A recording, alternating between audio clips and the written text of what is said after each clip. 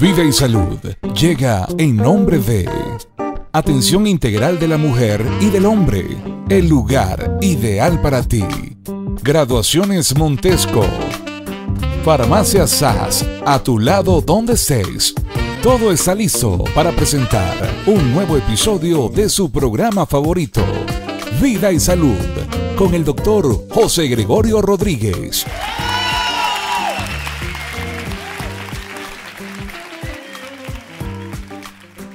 Buenas noches, mis queridos seguidores y radioescuchas. Estamos en vivo y directo, iniciando un nuevo año. Ya estamos en el 2024, 6 de enero del 2024. Y por supuesto, bueno, feliz año a todos los que nos siguieron en el año 2023, a todos los patrocinadores, por supuesto, que siguen con nosotros apostando en esta ventana de la salud. Bueno, como les dije y les mencioné, hoy vamos a tener un programa especial con una invitada especial, como es la doctora Inés Cristina Agüero, imagenóloga, especialista en imágenes, pero ella está dedicada a ecografías. Y el tema a tratar sería el eco mamario, entre los mitos y las realidades. Buenas noches, Inés, ¿cómo estás? Bienvenida al programa. Encantada de poder estar acá y muy honrada de la invitación. Bueno, nosotros también estamos súper emocionados porque yo desde que llegué a la ciudad de Barquisimeto, uno de los primeros médicos que hice contacto fue con la doctora Inés Cristina Agüero por su trayectoria de imagenólogo y por lo excelente en la descripción de sus estudios. Y por lo tanto es mi mano derecha, vamos a decirlo así, y trabajamos en conjunto para todos esos pacientes darle un diagnóstico preciso y conciso sobre sus patologías. Inés, pero quiero que por favor te presentes para que todos los radioescuchas y los seguidores, porque estamos también simultáneo en presencial, nos vean por el canal de YouTube Vida y Salud BQTO. Bueno, me llamo Inés Cristina Agüero Alvarado, soy médico, especialista en imágenes, diagnóstico por imágenes, y además hice especialidad, como subespecialidad en ultrasonido diagnóstico. Mi carrera la hice primero en primaria en el Colegio María Auxiliadora de las Salesianas, y luego en el Colegio La Salle en bachillerato, de aquí mismo de Barquisimeto, Estado Lara. Estudié medicina en la Universidad Centro Occidental Lisandro Alvarado, la primera parte de la carrera. Luego, por cuestiones de carácter huelgas y en ese momento que habían en la universidad, me fui a la República Dominicana a una universidad de corte americano, en donde estuve 2 años tratando de hacer equivalencia, y luego regresé para hacer equivalencia y luego finalizar mi carrera en la Universidad de los Andes. Eso fue mi trayectoria como pregrado. Posgrado lo realicé, bueno, hice medicatura rural en la ciudad del Tocuyo, y luego en el año 83, 84, 86 y 87 estuve en Francia haciendo la especialidad de diagnóstico por imágenes y ultrasonido en medicina. Actualmente estoy desempeñándome como médico en ejercicio privado y mi sede es la Clínica de Ojos AOCO, que está situada en Barquisimeto, carrera 21 entre 54 y 55. Bueno, un cuarto bate, como lo dicen en el deporte, con toda esa experiencia y capacitación, que es lo que queremos siempre llevar y traer para que ustedes se sientan cómodos y la información sea la más objetiva, precisa y concisa. Inés, te voy a quitar todos los títulos que mencionaste. Vamos a hacer en este bloque el lado humano tuyo. Vamos a indagar un poco sobre tu vida personal y privada, en vista de que los médicos y los profesionales de la salud se preparan y siempre muestran el currículo, pero su vida personal muy pocos saben cómo es la doctora, y muchos seguidores y radioescuchas van a saber cómo es la doctora, qué le gusta a la doctora, qué no le gusta y todo eso. Vamos a comenzar con, ¿en qué año naces tú?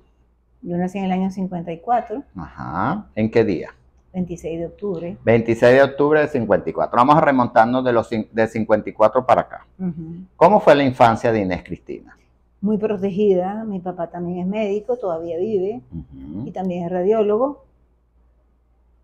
Mi mamá, de oficios del hogar, era hija de un hacendado, y nosotros teníamos mucho contacto con la parte rural. Además, estábamos aquí en Barquisimeto, de toda mi vida se desarrolló en Barquisimeto, todo lo que era mi formación académica. Y bueno, comencé primero en el Colegio María Auxiliadora de las Salesianas, estuve allí con unos años extraordinarios, muy extraordinarios. Y luego después pasé, cuando el María Auxiliadora pasó a ser colegio solamente de primaria y dejó el segundo ciclo, pasé a hacer el bachillerato en el Colegio La Salle de los lasallistas.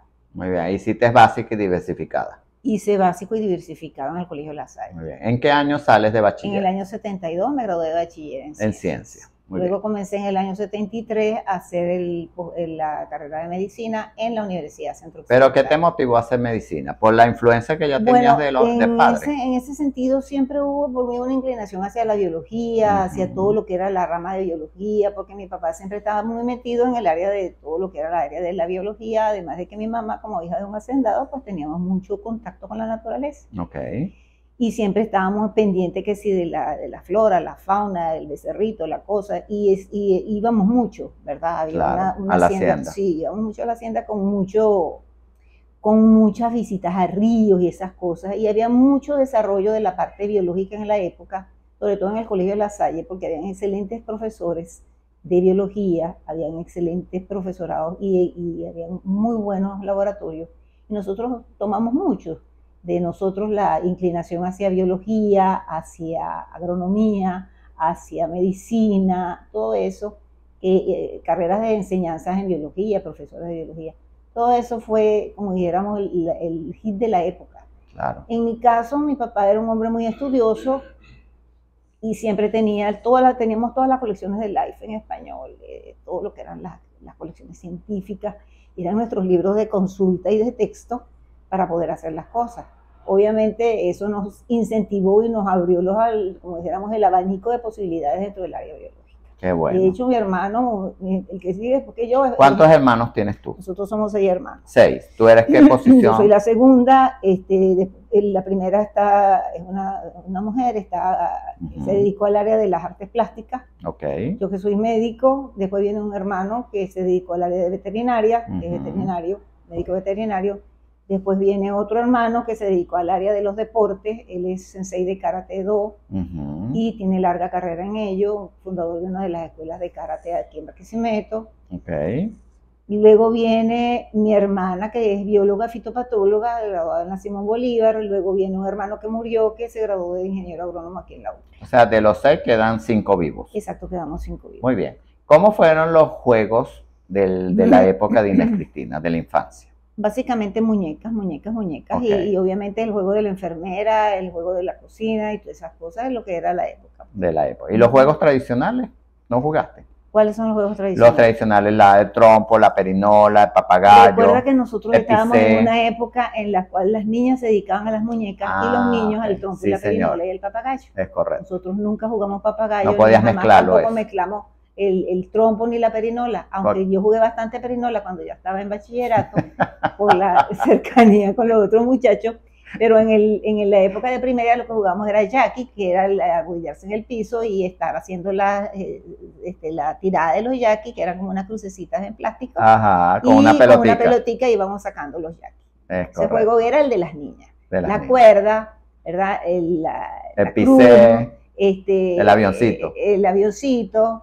Las damas chinas, o sea, todo lo que era juegos de niñas. Okay. Y jugar a las muñecas, jugar a la cocinita, las invitadas, tomar el té, el café y la casita.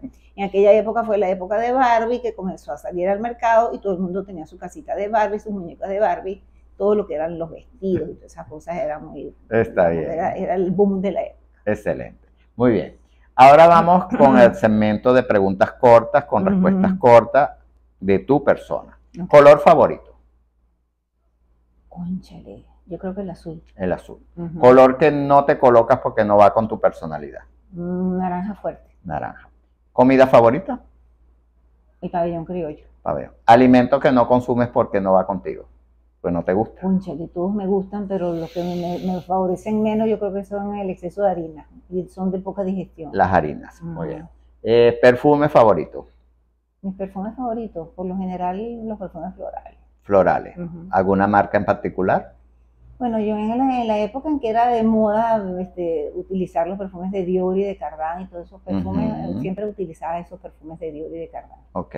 Actualmente me he decidido por los perfumes más suaves, ¿verdad? De las casas también francesas, pero casas con menos abordaje en cuanto al nivel de los perfumes, pero como más de diario, como son la casa Kiotis y esas casas que menos fuertes. Sí, menos fuertes. Muy bien. Más bien aguas perfumadas y cosas de Ok. Aroma u olor que te traiga recuerdos. El olor de los jazmines, puesto que es un olor que había en mi casa, por todos lados había matas de jazmín y eso siempre me traía recuerdos. Muy bien. ¿Eres de películas o de series? Cónchale, en una época fui muy adicta a las películas, después muy adicta a las series y ahorita realmente no soy adicta a ninguna de las dos. ¿Y qué género te gusta? En forma esporádica. ¿Y qué género cuando eras adicta a eso? En los géneros de series siempre me gustaron las series de misterio. Muy bien. Las series de época, las series de intriga, las series de sagas de carácter histórico. Ok. Por ejemplo, me encantaban mucho las historias de la guerra y la paz, las historias de la guerra de secesión, las historias de las guerras en Rusia, la época de los bolcheviques, toda esa época que había, y además habían películas alusivas en la época en que yo estaba, películas de gran renombre que hacían. Claro, ¿y de películas? ¿Qué género te gusta? ¿Lo mismo que de serie? Además era novelera, ¿no? En la época de las novelas, cuando estábamos en bachillerato, todo el mundo veía las novelas de Venevisión, de Radio Caracas es correcto. De televisión. Delia Fiallo. Delia Fiallo. Ok, mira, nos queda un minuto y todavía queremos indagar un poquito sobre ti. 3 cualidades de Inés. Cónchale, yo creo que pudiéramos poner tal vez el análisis. Ok. Una de ellas. ¿Otra cualidad? Eso me ha decidido hacer lo que hago. Uh-huh. La otra... ¿La puntualidad? Sí, yo soy bastante puntual. Sí. ¿La otra cualidad? La exigencia conmigo misma y con los demás. Muy tal bien. vez no es una cualidad tan grande, ¿no? Sí. Ahora 3 defectos. Límite. 3 defectos tuyos. Yo creo que ese es uno de mis defectos. Uh-huh. El otro es inclinarme mucho hacia la comedera de dulce y cosas que engordan. Muy bien. Eso es como dijéramos, un débil que te casi todo. Ok, ¿cuál es el último defecto? Y el último defecto sería el acostarme muy tarde y levantarme muy tarde cuando tengo la ocasión. No me gusta levantarme temprano. Muy bien. Mira, Inés, vas caminando por aquí, si te consigues la lámpara de Aladino. Te sabes el cuento. Lo tomas, la frotas y te salgo de genio y te digo, Inés, te concedo 3 deseos. ¿Cuáles serían tus 3 deseos y por qué? Primer deseo. Continuar siendo como soy. Muy bien. Segundo deseo. Continuar el resto de mi vida en un país con armonía, paz y prosperidad. Muy bien. ¿Y tercer deseo? Que la unidad familiar permanezca por las generaciones. Muy bien. Vecinas. Bueno, concedido tus 3 deseos. Ahora vamos a una saga que se llama Volver al Futuro. Un carro que se transporta en el tiempo. Ok. Nos montamos en el carro, nos vamos al pasado. Acuérdate que tú eres del 54 para acá. ¿Qué época o qué civilización te gustaría conocer y por qué? ¿Volver al pasado o volver al futuro? No al pasado, vamos para el pasado. 54 para atrás. Ok. Hasta donde tú quieras, la prehistoria. ¿Qué época me gustaría visitar o vivir? Ajá, que o no. ver desde la grada sin inmiscuirme. No, sí, porque llegar a esa época, pum, caíste, estás y te vas. Porque no lo lograste vivir. Cónchale, dale. Realmente sería como lo de los cuentos de hadas, pero los cuentos de hadas siempre tienen un lado malo. Ajá. Yo creo que las cosas más importantes suceden en el mundo actual. Okay. Y me gustaría ser espectadora así por el ojo de una cerradura, pero no vivir esas épocas actuales porque yo creo que cualquier tiempo pasado no fue mejor. Muy bien. No tenemos manera de probarlo. Muy bien. Ahora nos montamos en el carro y nos vamos al futuro. Inés con 30 años más, ¿cómo se ve? Con 30 años más ya tengo como demasiado para seguir activa. Bueno, pero uno no sabe. Si se descubre la fuente de la eterna juventud, cosa que obviamente ganaría el premio Nobel, y tendríamos un río de personas candidatas a meternos en ese pool. Yo creo que sí, si se descubre ese secreto, perfecto. Tendrás 30 años más. Muy bien. 30 años más. Nos montamos otra vez en el carro. Ahora, de tu vida, ¿qué momento de tu vida te gustaría revivir y por qué? Yo creo que me gustaría revivir la época de estudiante cuando estaba haciendo mi posgrado, porque estaba en una época en la cual no tenía muchas preocupaciones, sino salir adelante. Tenía mi parte económica cubierta, gracias a Dios era becaria de la Fundación Gran Mariscal, y además que mi papá me proveía mis medios económicos adecuados. Claro, y estabas y estaba en una época de Francia, juventud, ¿no? Estaba en una época de juventud y además quería conocer cosas de la época, del tipo de ciudades, del tipo de cosas, porque siempre me gustó ese tipo de cultura. Claro. Entonces me sentía muy bien allá. Claro, muy bien. Bueno, mis queridos seguidores y radioescuchas, ya pudimos conocer un poco el lado humano de la doctora Inés Cristina Agüero y vamos a unos compromisos comerciales, ya regresamos para comenzar el tema que nos compete hoy, como es el eco mamario, entre los mitos y las realidades. Ya regresamos. Bueno, ya estamos aquí nuevamente en la ventana de la salud, como es Vida y Salud con el doctor José Gregorio Rodríguez, y el tema que dijimos que vamos a comenzar este bloque, segundo bloque del programa, el eco mamario, mitos y realidades. ¿Qué es un eco mamario? Para que los radioescuchas y los seguidores empiecen a entender el tema. La ecografía mamaria, el eco mamario o el ecosonograma mamario o el ultrasonido mamario, como normalmente se le dice en las diferentes acepciones, que para el caso es exactamente lo mismo, es un método de diagnóstico por imágenes.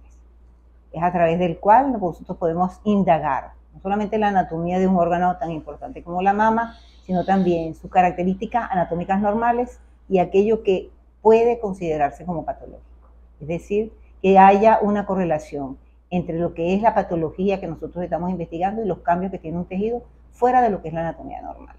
Para ello contamos con ese método, que es un método de diagnóstico que entra dentro de las metodologías de diagnóstico por imágenes y que se basa siempre en lo que se basan todos, que es en la emisión de un medio físico de energía que va a generar cambios a nivel de los tejidos en cuanto a su tipo de comportamiento, y los tejidos van a generarle a él un cambio en su dirección, en su reflectividad, así como en los rayos X, así como en la resonancia magnética. Todos son medios físicos, todas son energías físicas. El ultrasonido se basa también en un medio físico, en una energía física que es el haz de ultrasonido, es decir, la onda de ultrasonido. Y por ello, ese cambio que se sufre en la onda de ultrasonido cuando pasa por los diferentes tejidos genera una señal física, electromagnética y luego digital, que es lo que se procesa para obtener una imagen. A través de ella nos podemos nosotros manejar con anatomía y con patología. Muy bien. Y con una buena historia clínica y con un buen informe, porque tú como ecoimagenólogo, cuando se solicita el estudio, porque vemos que es un estudio no invasivo, pero que te da una información muy precisa y muy valiosa cuando sabemos utilizarlo y aplicarlo también. Ahora te pregunto, ¿a quién se le puede realizar un eco mamario? ¿A partir de qué edad? Yo creo que el eco mamario es la herramienta por imágenes de más amplio uso, no solamente desde el punto de vista de uso y abuso. Sí, vamos a primero al uso. Okay. No solamente desde el punto de vista del tipo de paciente, a cualquier edad, inclusive un recién nacido que tenga algo clínicamente visible en una de sus mamas, tanto niño como niña, se puede realizar, y de hecho es el indicado un eco mamario para revisar qué pasa en ese tejido, ¿verdad? ¿Por qué está aumentado de tamaño? ¿Por qué razón aumentó de consistencia? En el niño igualmente. Y en el adulto, tanto hombre como mujer, todo tipo de cambios en el aspecto, en la consistencia o en la sensibilidad puede generar la indicación de un eco mamario. Y eso va a ir cambiando en los diferentes estadios de la edad, desde que nosotros estamos en la época más temprana de la vida, cuando el eco mamario es el rey de las investigaciones de diagnóstico por imágenes, de las herramientas, hasta que se llega a la época adulta, sobre todo en la mujer, después de los 35 años, cuando le cede el paso a la mamografía como examen de primera intención para el diagnóstico y seguimiento de la patología mamaria. Muy bien, ese es el uso. ¿Y el abuso? El abuso depende también de cómo se encare ese examen y como herramienta de diagnóstico. Yo creo que el abuso va desde el momento y hora en que cualquier cosa que aparezca en la mama, tenga o no tenga razón de ser estudiada, queremos resolverlo con un eco, sin pasar por los cánones y los protocolos que se utilizan normalmente en el estudio de un paciente. Okay. Y creo que eso debe ser dirigido siempre por un médico, el médico tratante o el médico consultante. Debe ser manejado siempre por el médico en primer abordaje, y creo que el abuso viene del pensar que el ultrasonido nos puede resolver todos los problemas, nada más que socorriéndonos a él y tomándolo como única herramienta para hacer un diagnóstico y un seguimiento. Y fíjate que mencionaste algo importante, que debe ser indicado por un especialista, en este caso el médico. Sí. Porque lamentablemente muchas veces los pacientes y los familiares o los allegados a la persona le dicen, pero hazte un eco, anda donde la doctora Inés Cristina y que te haga un eco, pero no ha pasado por las manos de un médico, un especialista, que primero vea si es necesario o no realizar el eco mamario. ¿No te ha pasado a ti que te llegan personas y te dicen, doctora, para que me haga un eco? Muchísimas veces. Ajá. Y en ese caso, ¿qué se debe hacer? Bueno, en el caso de nosotros, en nuestro servicio, lo que hacemos es, mis secretarias tienen la obligación de indicarle a la persona, nosotros no hacemos ningún examen que no tenga una orden médica. Ok. Por protocolo esencial, de que el examen sea útil, de que esté bien indicado y que realmente nos reporte un beneficio.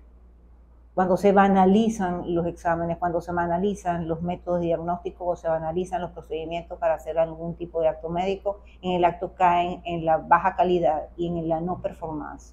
Es decir, de que no cumplan su objetivo, de que se hagan a lo loco y de que realmente pues, no solucionen ningún problema. Y cada vez la persona se siente más decepcionada, por un lado de la medicina y por el otro lado del método, pero muchas veces no se abordan las cosas como son. Claro, porque se está abusando de un estudio que es bastante prometedor y que te da bastante información. Ahora te pregunto, cuando te llega esa orden por parte del profesional de la salud, ¿qué te gustaría conocer? Porque muchas veces también nosotros los profesionales de la salud no damos mucha información, entonces creen que la doctora Inés Cristina Agüero va a saber buscar o indagar sin tener una información, porque tú no vas a examinar al paciente ni vas a tomar ese tiempo que se toma el médico cuando te da la orden de que tú le hagas el eco. O tú, por el contrario, interrogas, examinas antes de hacer el estudio. Bueno, fíjate tú, en la primera de los planteamientos es cuando el paciente va de primera intención para que le hagamos un eco en cualquier servicio que se presente, bien sea privado o público, y no pasa por el protocolo regular, que es el de ser examinado por un médico, aunque sea médico general, todos tienen la capacidad y la facultad y el conocimiento de poder hacer un examen clínico, un interrogatorio, generar una opinión diagnóstica, una hipótesis diagnóstica, que es la impresión diagnóstica, y luego de allí básicamente va a ordenar una serie de procedimientos, bien sea un examen de sangre, bien sea una radiografía, bien sea una ecografía, bien sea una resonancia. Todo ello entra dentro de los exámenes paraclínicos. Pero para eso se necesita el aporte del médico, es decir, que el médico sepa examinar y sepa preguntar. Si la persona viene o si la persona está dirigida por un individuo o cualquier tipo de personal que no sea médico, toda la parte clínica de abordaje y de conocimiento previo del paciente está nula, es ciega, y nosotros tendríamos que entonces empezar. ¿Por qué viene usted? ¿Qué es lo que le duele? ¿Cuánto tiempo tiene sin hacerse un examen? Hacer un examen físico primero antes de abordar un examen de esta categoría. Pues se están saltando pasos. Y entonces es allí donde la cosa sale mal. Y si la orden médica está enunciada en forma muy sucinta, con muy poca información clínica, y el paciente es de bajo nivel educativo o está confuso, que también puede ser que esté confuso y no sepa qué es lo que tiene, no importa el nivel que tenga, porque puede ser un profesional que no sepa de la medicina, y entonces no nos da una información adecuada, nosotros no nos vamos a saber qué buscar. El examen tanto es más performante, mucho más efectivo, más sensible y más específico, mientras mejor lo hagamos orientados clínicamente. Sin embargo, nosotros en nuestro servicio siempre hacemos todo el protocolo. ¿Te vino para qué? Deme la orden médica. ¿Te vino para qué? Bueno, para hacerme un eco. Ok, pero ya va. Deme acá su historial. Trajo los exámenes de laboratorio. ¿Qué le han hecho los médicos? ¿Qué le ha hecho su médico tratante? No me ha hecho nada, simplemente me mandó. Bueno, entonces siéntese. Cuénteme qué le pasó. Y eso es un tiempo que nosotros empleamos que nos va a ser muy útil en la búsqueda, hacia dónde orientar la patología ya dentro de la mente y saber hacia dónde buscar. ¿Qué buscar? Es una lesión profunda, una lesión superficial, está dirigida a una área anatómica específica de la mama, está dirigida hacia lo que es un proceso difuso o es un proceso focal. Me duele el seno, sí, pero me duele el seno es demasiado confuso. Vamos a ver dónde le duele, hacia dónde. Todo eso es un interrogatorio que perfectamente lo tiene que hacer el médico tratante y nosotros tenemos que complementarlo cuando estamos recibiendo el paciente. Es decir, que el paciente tiene que pasar primero por un abordaje clínico del médico tratante, el médico que consulta al paciente, y después por el examen y el segundo interrogatorio que debería realizar permanentemente el imagenólogo para poder saber por dónde me voy a meter, qué es lo que tengo que buscar, hacia dónde dirigir mis investigaciones e ir pensando en posibilidades de diagnóstico. Claro. Entonces lo ideal sería que primero la persona debe pasar por manos de un médico. Sí. Y después que pase por manos del médico, el médico te mande una información clara y precisa de qué está encontrando en ese paciente y para qué está solicitando el eco, qué diagnóstico presuntivo está planteando, y por supuesto así te va a dar todas las herramientas para tú abordar bien el estudio y poder enfocarte en lo que te están pidiendo, pues en este caso. Claro, en el caso de algunas frases que son frases, como quien dice, frases de diagnóstico preciso, impresión diagnóstica, descarte de patología difusa tipo mastitis. Entonces, bueno, ya uno sabe, ¿verdad?, que lo que va a buscar es un proceso inflamatorio, claro, pero aún así le tiene que preguntar al paciente, si el paciente no está denunciado dentro de su pequeña orden médica, todo ese cuadro clínico predisponente, uno le tiene que pedir información. ¿Usted está lactando? ¿Usted se recibió un golpe? ¿Usted tuvo un machucón? ¿Usted se rascó? ¿Usted tiene una lesión en mama cutánea? ¿Está teniendo secreción? ¿Cuándo le empezó el dolor? ¿Tuvo fiebre? Todo eso tiene que estimulan los senos, o la pareja. Lo que sea. Y todo eso, ese proceso, nosotros tenemos que investigarlo para saber qué es lo que vamos a buscar. ¿Cuál es el tipo de patología que nosotros necesitamos hacer énfasis? Y eso necesita una orientación clínica previa. Nosotros necesitamos interrogar al paciente, además de lo que el médico pueda aportarle. Nosotros no podemos ser mecanicistas de ir simplemente como un operador técnico. Aquí está el examen, lo paso, lo veo, no sé qué, doy el informe y ni siquiera he preguntado. Claro. Nos deja muy mal parados, porque nosotros tenemos que contribuir al acto médico. Así es. O cuando te ponen que diagnóstico presuntivo, un LOE, que es una lesión de ocupación de espacio, un TU, que la palabra TU se refiere no solo a cáncer. TU puede ser también una patología benigna, como un adenoma o un quiste. O un simple quiste. Un simple quiste, pero uno le pone la palabra o la abreviatura TU de mama derecha o mama izquierda, favor evaluar. Entonces ahí ya tú te enfocas a ver si eso es benigno o maligno. Y si es focal, porque lo fundamental acá es que tenemos que definir qué es lo que estamos buscando, focal o difuso. Y cuando se está buscando un LOE, que también es impreciso como definición, tenemos que puntualizar qué fue lo que tocó el médico, hacia dónde lo tocó, era duro, era blando, le dolía o no le dolía. Todo eso forma parte del interrogatorio del examen clínico físico, y que a veces inclusive, es más, antes de la pandemia se hacía permanentemente el examen clínico físico de palpación de la mama, de ver a ver dónde duele más, dónde se desliza mejor, etcétera, para poder tener realmente una idea y aportar más datos a la hora del diagnóstico. Claro. En el próximo bloque, porque vamos a unos compromisos comerciales, te dejo una pregunta en el aire. Y es, a la hora de tú realizar el eco, ¿te limitas solo a la mama o qué otras estructuras cercanas exploras? Eso me lo vas a responder en el próximo corte. Vamos a unos compromisos comerciales. Ya saben, la farmacia SA, a tu lado donde estés, está localizada en la avenida Pedro León Torres con calle 55, Centro Comercial Canaima. Es una farmacia que cuenta con todos los productos necesarios, tanto médicos como de higiene personal, y también encontramos productos para el consumo de las mascotas y algunos otros implementos de limpieza que podemos encontrar en la farmacia. Por eso, la farmacia SA, a tu lado donde estés, está en la avenida Pedro León Torres con la calle 55, y por supuesto tiene servicio de delivery y puedes llamar 24 horas sin compromiso y gustosamente te llevan tu producto a tu casa. Fin de la publicidad, vamos por compromisos de la estación y ya regresamos. Bueno, aquí estamos nuevamente con la doctora Inés Cristina Agüero en nuestro tercer bloque del programa, y la pregunta que quedó en el aire. Cuando tú haces el eco mamario, ¿te limitas a la mama o exploras estructuras cercanas? Dependiendo.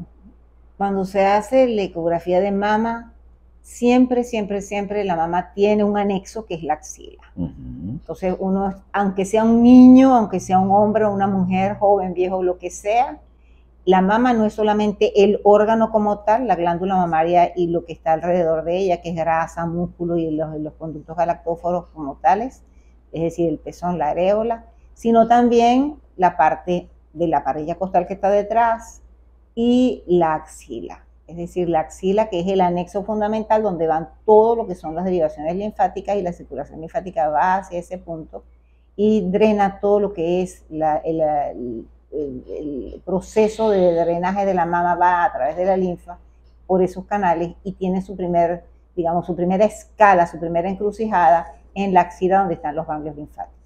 Además de que los ganglios linfáticos de la axila no solamente son de la mama, sino también del resto del tórax, sin embargo, son el punto principal de drenaje de todo lo que son los tejidos mamarios. Y es allí donde nosotros tenemos que hacer énfasis, haya o no haya una patología focal dependiente o sospechosa de un proceso de cáncer o de lo que sea de cierta envergadura. Siempre hay que examinar la parte de la axila.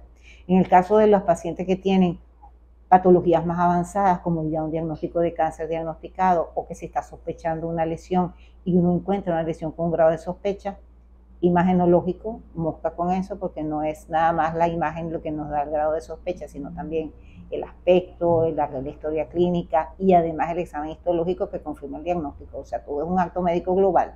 Nosotros no podemos hacer examen y decir que tiene un cáncer una persona solamente con un diagnóstico ecográfico o de mamografía. Decimos lesiones con baja, mediana o alta sospecha. Entonces, cuando se hace ese tipo de diagnóstico y se encuentra una lesión así, hay que irse no solamente a la mama, sino también a las otras cadenas ganglionares que forman parte del círculo linfático del cual se derivan todos los vasos linfáticos y los vasos sanguíneos que abarcan todo lo que es la parrilla costal y la zona del cuello y de la fosa supraclavicular donde están los otros ganglios. Entonces eso también es abarcable.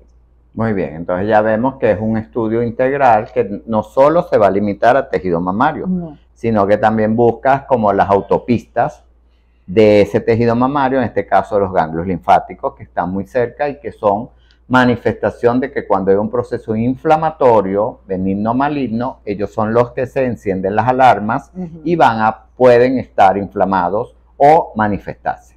Ahora te pregunto, o no sé si me quieres aclarar. Quería hacer una acotación complementaria, y es en el caso en el cual la patología no depende realmente de la mama, pero la mama presenta sintomatología, como que si ella tuviese la patología.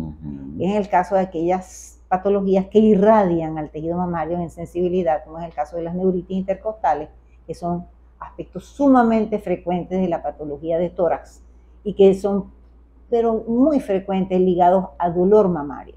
La persona siente dolor, siente tumefacción y resulta que no es patología mamaria, sino una neuritis intercostal.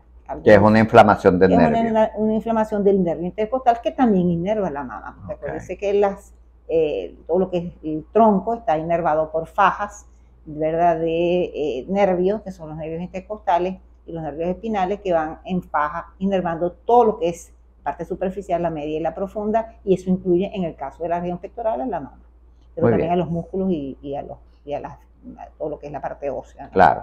Ahora, en orden de frecuencia, de mayor a menor, ¿cuáles son las patologías que podemos encontrar a través de un eco mamario? En orden de frecuencia, yo creo que la patología más frecuente es la patología de carácter endocrino. Desde el que el niño es pequeño, ya sea niño o niña, pero sobre todo en las niñas muy pequeñas, niñas lactantes, la patología endocrina mamaria es frecuente, lo que se llama telarquía, y puede ocurrir tanto en el niño como en la niña.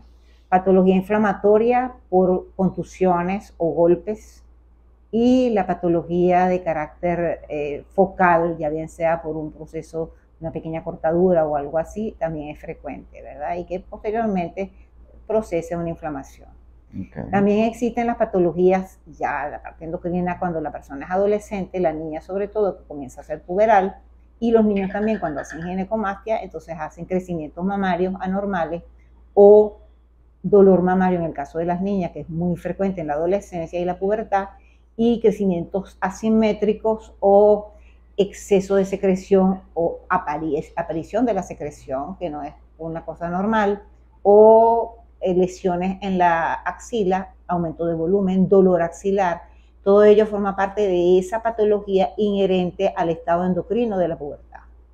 O cuando la persona más aumenta en edad, ya ese a ese proceso endocrino se unen los otros procesos de la función mamaria como tal. La mujer ya en etapa reproductiva, que comienza a tener secreción láctea cuando está embarazada, en etapa lactante, y comienza la patología inflamatoria como tal, es decir, patología de secreción, patología de colección, patología de tumefacción, patología de abscesos, todo lo que rodea pues la etapa de la lactancia, y luego de la lactancia pues quedan las glándulas activas y siempre van a estar activas hasta que llegue la menopausia, y allí se producen todas las otras patologías habidas y por haber, ectasias de los ductos, patologías de quistes, patologías inherentes a la producción de nódulos sólidos de diferentes tipos, de diferente importancia diagnóstica, y eso va variando de acuerdo al caso. Ya en la mujer que está menopáusica o premenopáusica cambia el tipo de patología y se hace más focal, más de carácter degenerativo o tumoral, porque hay un orden de frecuencia mayor, porque baja la producción endocrina, pero siempre hay, y aumenta la producción de otro tipo de patologías. Ok.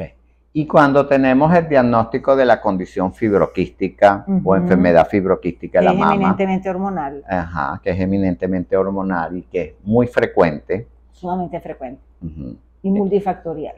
Es correcto. En esos casos, ¿se lo atribuimos solo a ese balance hormonal o pueden estar implicados detrás, igual que detrás de un quiste? Hay que indagar bien, no tenemos que encontrar un tumor. Sí, la patología endocrina por su propia condición puede generar en procesos de descontrol, de desbalance o de exacerbación de la actividad endocrina, procesos de carácter focal. Y esos procesos pueden llegar a ser malignos, pueden llegar a ser lesiones de sospecha o lesiones de importancia que no siempre son malignas, pero que son de alto crecimiento, como en el caso de algunos fibroadenomas y algunos procesos de ese tipo que no llegan a lo maligno, pero son importantes y hay que sacarlos de todas maneras, así que requieren tratamiento quirúrgico. Actualmente somos muy poco intervencionistas con la patología endocrina. Antes todo lo que era quiste o nodulación se sacaba y se intervenía antes de que se muestre lo contrario, tenía que estar afuera y después se averiguaba.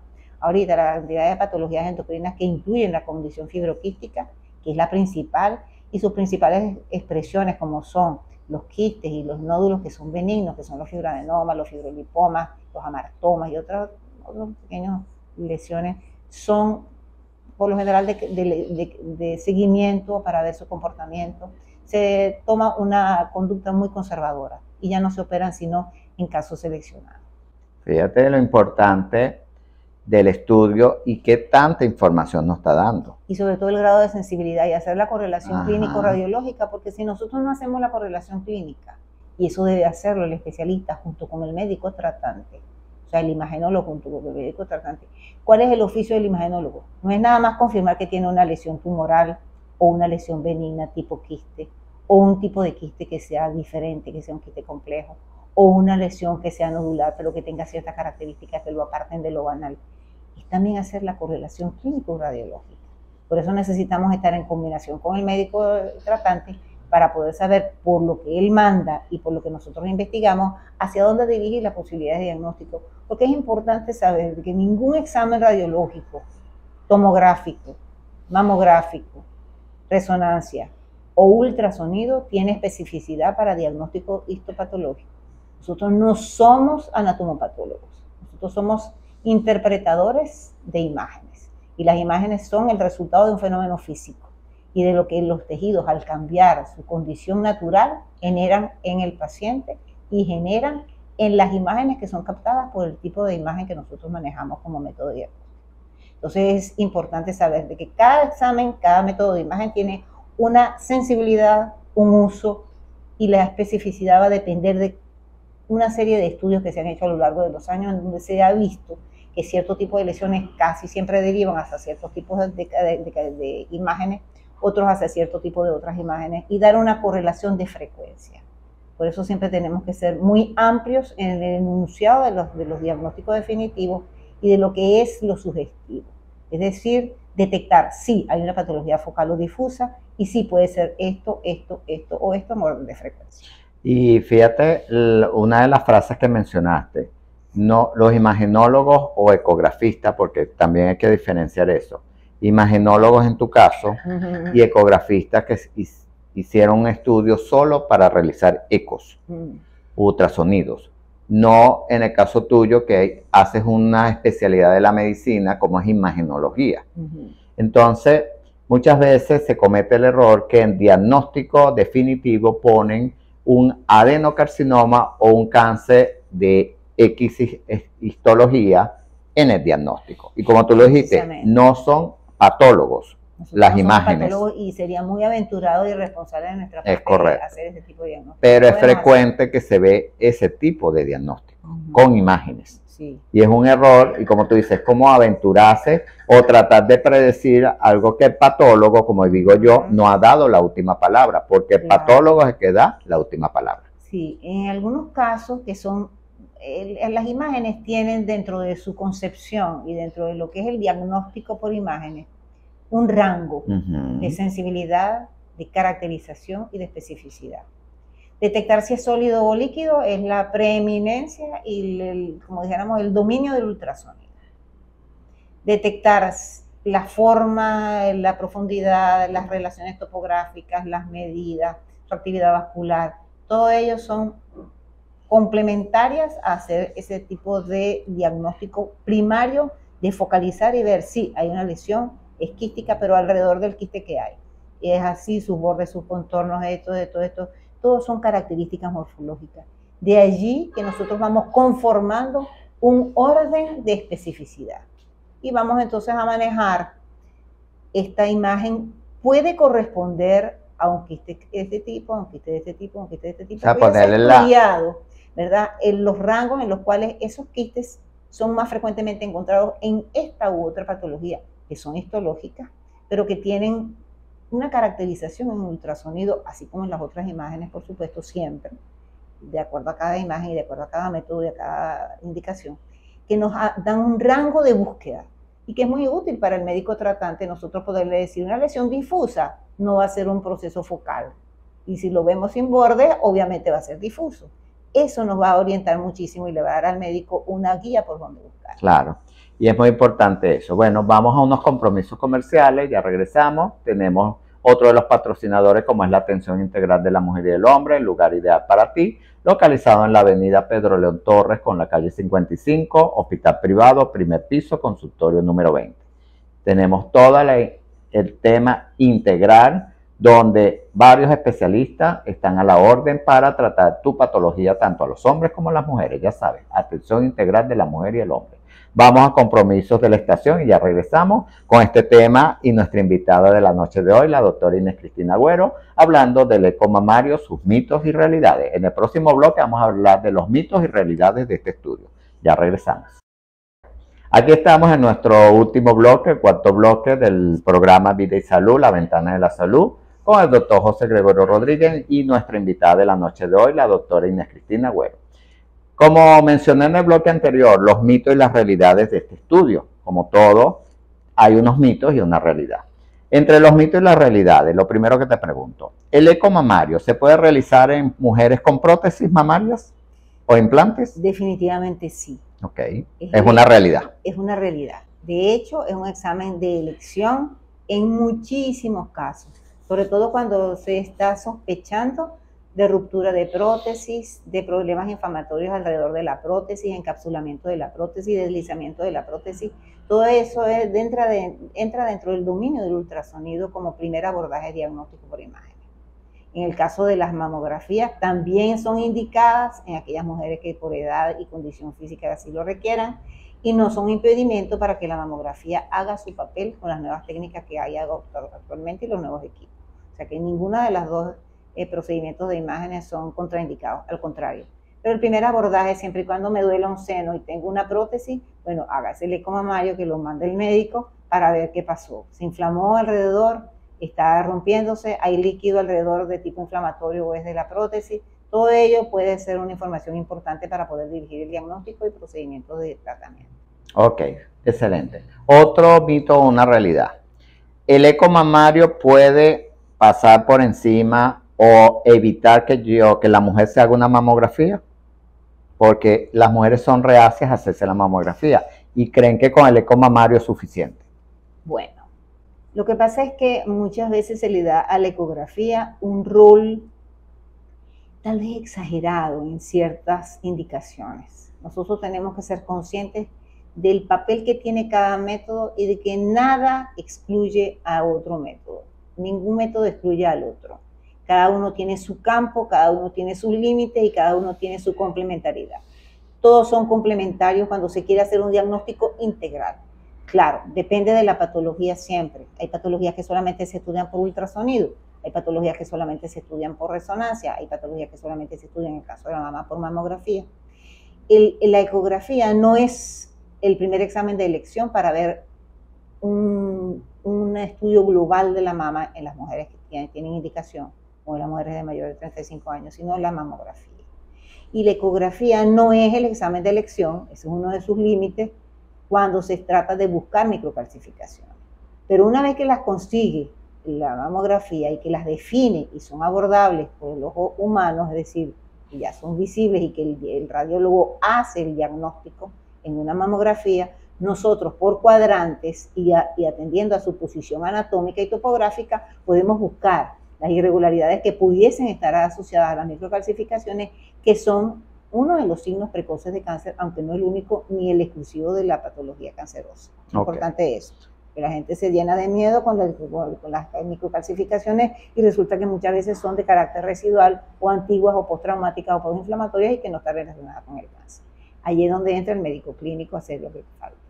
Y entonces, en conclusión, a cierta edad o cuando el eco muestra una lesión sospechosa, lo ideal es complementar esa información con una mamografía. Y a cierta edad, menciono, por encima de los 45 años, lo ideal, y te pregunto, ¿tú a toda mujer por encima de los 45 años para hacer el eco mamario le exiges que tenga mamografía o una mamografía lo más reciente posible? ¿Sí o no? Salvo raras excepciones, mandadas explícitamente por el médico tratante, que es un especialista. Yo hago siempre el eco mamario siempre y cuando me lo pidan específicamente el médico tratante.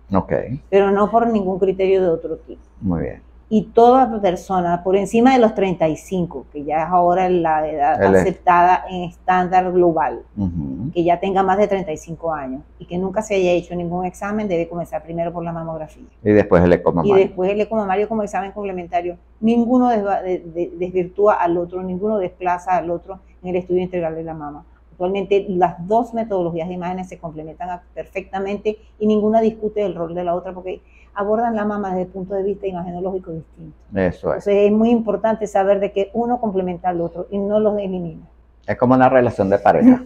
Sí, uno complementa al otro. De hecho, el estudio de la mama está permanentemente en las mujeres que así lo indican, combinado la parte clínica, la parte radiológica y la parte ecográfica. Y después de allí se genera una conducta, una decisión y las investigaciones posteriores. Así es. Otro mito o una realidad. Tengo la menstruación. En ese momento, ¿se puede hacer un eco mamario? Sin ningún tipo de problema. Todo el tiempo se puede hacer. Es una realidad que sí se puede hacer. Muy bien. La única contraindicación serían las heridas abiertas. Muy bien. Estoy amamantando. ¿Puedo realizarme el eco mamario? Pero... Tranquila. Estamos en vivo y es normal. Estoy amamantando. ¿Puedo hacerme en ese momento el eco mamario? En el periodo de lactancia es el primer examen a realizar. La ecografía mamaria es el primer examen. Y allí vamos a ver patología focal, difusa y la presencia de todas aquellas cosas que caracterizan a la mama lactante. La podemos definir, la podemos estudiar desde el punto de vista anatómico y podemos saber si sí o no hay colecciones, mayor o menor relación de lo que ella está sintiendo con alguna cuestión que sea realmente visible desde el punto de vista de las imágenes. Es específica para la mujer lactante mucho antes que la mamografía, porque su condición fisiológica así lo exige. Ok. Otro mito, una realidad. ¿El estudio es exclusivo de las mujeres o también nosotros los caballeros nos podemos hacer un eco mamario? Desde que comenzamos este conversatorio, y ya lo hice mucho énfasis, en cualquier paciente, hombre o mujer, niño o niña que presente una alteración de la glándula mamaria, debe hacerse la ecografía como examen de abordaje hasta el momento en el cual se hacen las mamografías en las mujeres y en el hombre se continúa con la ecografía porque no tiene abordaje por mamografía, salvo muy raras excepciones de ginecomastías grandes en donde sí se ha realizado radiografías, Mamografía. pero eso es en casos muy seleccionados. Nosotros manejamos la patología mamaria del hombre principalmente con el estudio de la ecografía. Y es importante aclararle a nosotros los caballeros, a todos los hombres que nos escuchan también y nos ven. Tenemos tejido mamario, que no lo tenemos desarrollado como las mujeres, eso es verdad, pero ese tejido está ahí y ese tejido se puede alterar por procesos hormonales o por tratamientos también. Entonces, y por procesos de otro tipo, inflamatorios e inclusive tumorales. De hecho, es muy frecuente el cáncer mamario en el hombre, en personas muy mayores, con cierta patología metabólica, y eso hay que revisarlo y pensar en ello siempre que vemos una persona con un dolor mamario en cierto tipo de pacientes de más edad, y hay ciertas cosas que nos preocupan. Así es, y la genética no nos pela a nosotros. Si tenemos antecedentes de cáncer de mama. La parte metabólica endocrina es muy también importante. Entonces, y el cáncer de mama se presenta en el caballero el 1 o 2%. Y los factores son los mismos que en la mujer, no varía, y los tratamientos y el abordaje es igualito que en la mujer, no nos cambia. Ahora, para concluir, porque nos quedan 3 minutos, ¿cuáles serían las condiciones que requiere una persona para realizarse este estudio tan valioso, no invasivo como es el eco mamario? Condiciones, requisitos, hablando de requisitos, podría ser que la persona tenga una indicación clínica real, que en eso estamos enfatizando en todos los segmentos, porque es clave y fundamental hacer el acto médico como Dios manda y seguir las pautas que manda la medicina, que es el abordaje médico integral del paciente para lograr el mejor de los resultados. No podemos saltar pasos, en eso hay que ser enfático, no somos nosotros en ningún momento de los que aconsejan las cosas contrarias, sino todo lo contrario. Seguir el protocolo es básico y fundamental. Así como en las imágenes nosotros tenemos protocolos de seguimiento de una patología en base a lo que cada imagen da en cada patología y a cada tipo de paciente, también en el acto médico tiene que ser así. Entonces no podemos saltar pasos y yo tomarme la libertad, por ejemplo, como médico, de hacer un eco mamario bajo mi criterio sin tener la buena pro del médico clínico, a menos que sea una cosa del otro mundo, un familiar o algo en donde yo sea el médico clínico, y entonces, por supuesto, bueno, tendré que hacerte el eco porque obviamente, pues, tú me lo estás diciendo y es mi sobrina, mi hijo, mi... No, claro. Exacto. Y tu formación de médico te lo permite. Mi formación de médico me lo permite. Pero solamente así. Pero no un paciente que llegue, mire, yo quiero que usted sea mi médico consultante y todo, yo le digo no, eso no es posible porque yo no soy médico consultante, no soy médico tratante, sino médico consultante. Es correcto. Imaginólogo en este caso, yo me voy a dedicar a lo que el médico me esté solicitando. Me dedico a lo que es mi especialidad, en lo que yo soy formada académicamente y a nivel de diagnóstico. No puede ser torero. Ese toro no lo toreas tú. Porque eso en medicina ahora es imposible, nosotros no podemos abarcarlo todo. Muy bien. Recomendaciones finales porque nos queda 1 minuto de programa. Estar siempre atentos a todo lo que puede ocurrir en la glándula mamaria es fundamental para hacer los diagnósticos a tiempo. Desde el más mínimo dolorcito, una tumefacción, un enrojecimiento, calor o lo que sea que nos llame la atención de lo que es lo normal en nuestra vida, en nuestro cuerpo, debe ser un aviso para que la persona vaya al médico. Ese debe ser, yo creo que la clave de que las cosas se hagan el diagnóstico a tiempo y que se logre un diagnóstico a tiempo y un tratamiento definitivo es el éxito de tratar una patología.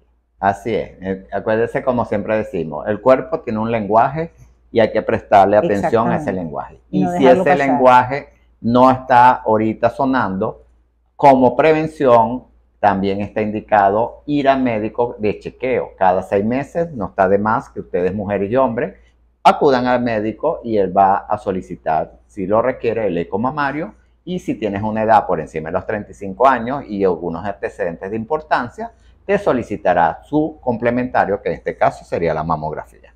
Conclusión y despedida.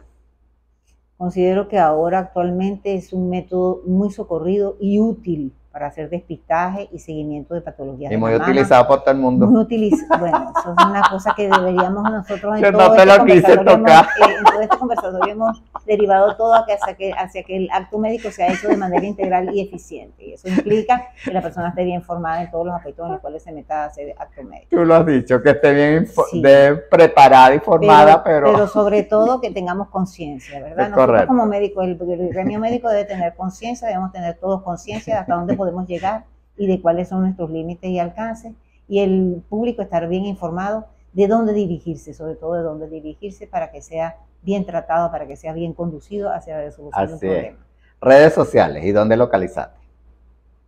Yo las redes sociales mías son muy escasas. Muy bien. ¿Dónde localizaste en presencial? La red social más importante a la cual me suscribo es a la red de Instagram de la Clínica de Ojos a Ojo, en donde yo me desempeño como profesional en mi servicio de ecografía, que tiene su red de Instagram que se llama Clínica de Ojos AOCO.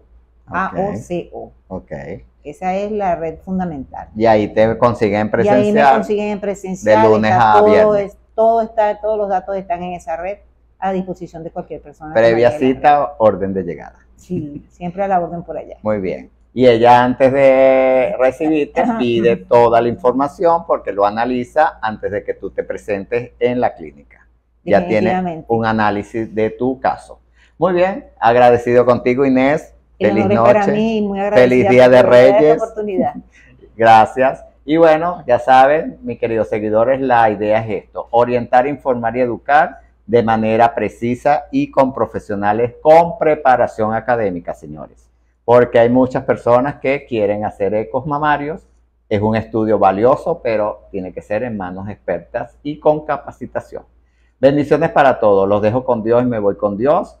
Y nos vemos en el próximo programa y nos escuchamos también por 97.5 FM, la estación de Fe y Alegría, y nos veremos en presencial por el canal de YouTube Vida y Salud BQTO. Feliz noche, hasta luego. Muchas gracias.